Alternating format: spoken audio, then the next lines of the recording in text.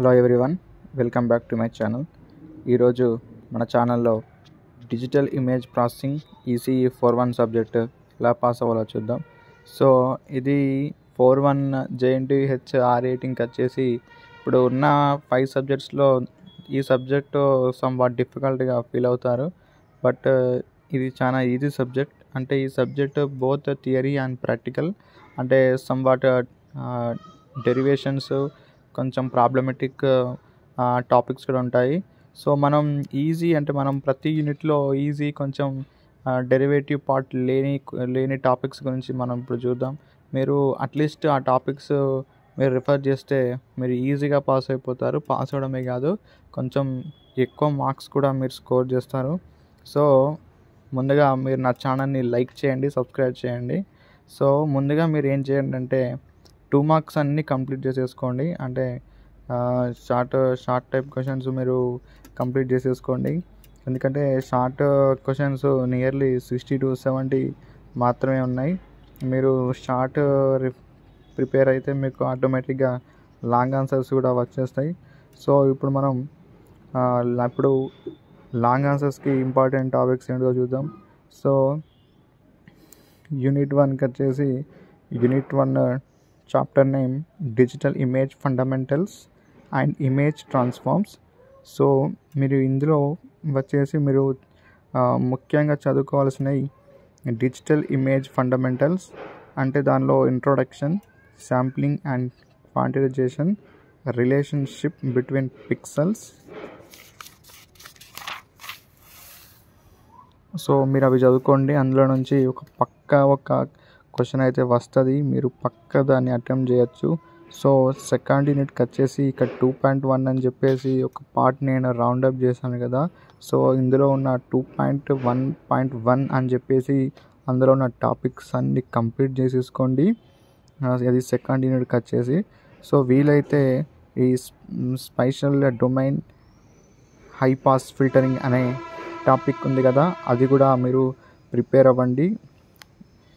ఇప్పుడు థర్డ్ యూనిట్కి వచ్చేసి థర్డ్ యూనిట్ చాలా చిన్న చాప్టర్. మీరు థర్డ్ యూనిట్ పర్ఫెక్ట్గా నేర్చుకోండి. ఎందుకంటే మీరు ఇది నేర్చేసుకుంటే మీరు లాంగ్ ఆన్సర్స్లో 10 మార్క్స్ ఈజీగా మీరు గెయిన్ చేయగలుగుతారు.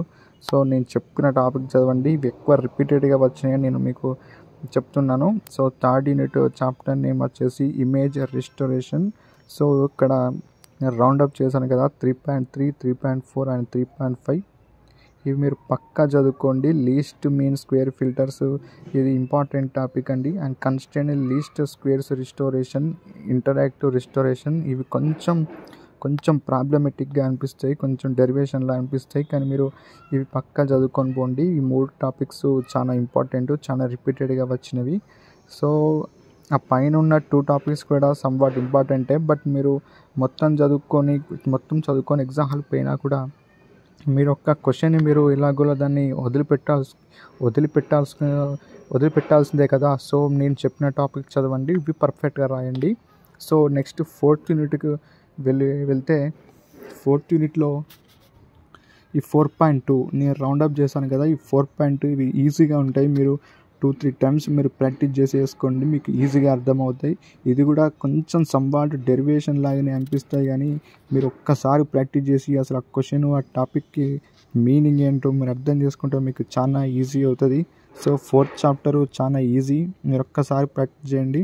ఈ 4.2 నేను రౌండప్ చేశాను కదా, దాంట్లో నాకు కంప్లీట్ టాపిక్స్ అన్నీ మీరు ప్రిపేర్ అవ్వండి.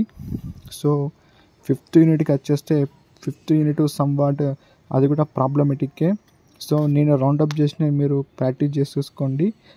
లేకపోతే నేను రౌండప్ చేసినవే కాకుండా ఈ Huffman coding, error free coding కూడా మీరు చదువుకుంటే మంచిది.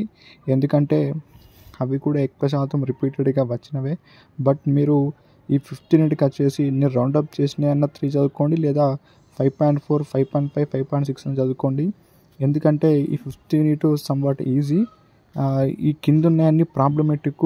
మీరు లాజికల్గా మీకు నాలెడ్జ్ ఉంటే, అంటే మీకు ప్రాబబిలిటీ పైన మీకు కొంచెం పట్టు కనుక ఉంటే, ప్రాబబిలిటీ పైన కానీ కొంచెం మ్యాట్రిక్సెస్ మీద కానీ కొంచెం పట్టు ఉంటే మీరు 5.4, 5.5, 5.6 ప్రిపేర్ అవ్వండి. లేదంటే నేను చెప్పిన ప్రిపేర్ అవ్వండి. సో ఇప్పుడు నేను చెప్పాను కదా ఇంపార్టెంట్ టాపిక్స్ అన్నీ మీరు నేను చెప్పినట్టుగా చదువుకోండి, మీరు ఈజీగా మీరు పాస్ అయిపోతారు.